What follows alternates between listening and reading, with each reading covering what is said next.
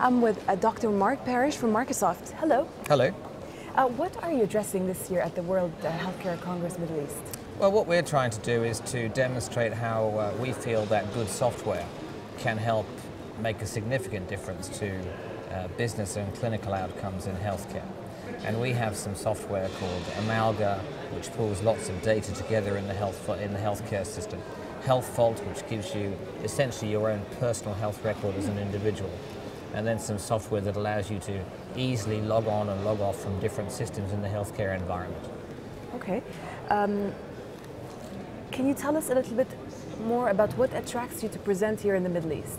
It's always nice coming to the Middle East. Thank you for inviting me here. But what I like about the Middle East is I feel that there is a great dynamism in the healthcare system in its wish to improve healthcare.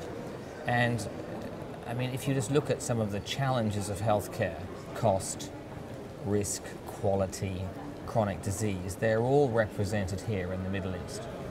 Chronic disease is a particular challenge in the Middle East with very high rates of diabetes and cardiovascular disease. And the ability to come here and try to help solve some of those issues, particularly with the solutions that we have, we believe that we can actually help solve a lot of those issues, is very attractive to us. Mm-hmm. How can information technology best improve clinical and business outcomes? Information technology is something which can have a significant difference on business and clinical outcomes. And if we look at many other industries, they use information technology to support their overall strategy. And healthcare is starting to do that as well.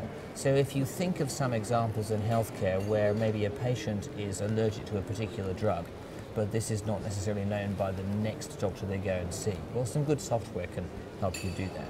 If you think of patients with chronic long-term diseases, I was describing diabetes earlier, good software can make sure that those patients are able to manage their conditions well, and can also make sure that the relevant bits of information gets to their treating doctor or nurse, and they can then intervene as necessary. And all of the things that you and I are used to using every day in that consumerization of IT, with Facebook and our mobile telephones, various social networking, all of that is increasingly being used in the healthcare system to try to allow us to improve healthcare. How is it being used?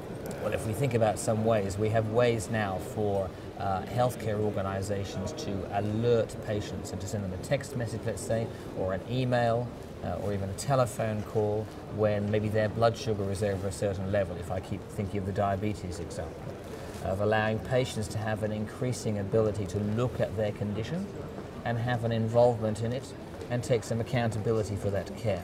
And all of that, I think, will ultimately improve clinical and business outcomes in healthcare. What types of challenges does Asia and the Middle East face in terms of healthcare information technology that other parts of the world don't?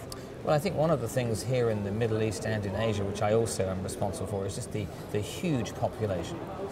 And that population has not necessarily always had healthcare provided or been able to have healthcare at the same level that other parts of the world has. And yet at the same time, they have huge healthcare issues. And the issue, I think, of chronic disease, diabetes and heart disease, as I mentioned earlier, is the key one. And I think it's important, and what I like about coming to the Middle East is that governments here are focusing on that and wanting to do something about that. Mm-hmm. And can you tell us what Microsoft is doing in terms of innovation in this field? Yes, of course.